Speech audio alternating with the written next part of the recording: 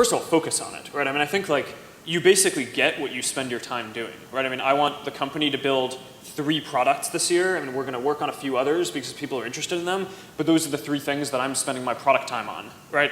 You get what you put into it. If you spend a third of your time trying to make the people around you better through getting better people, mentoring, getting them to be better, getting the best people in your organization who you know into more impactful roles, then I think over time that just accrues and you get a better organization.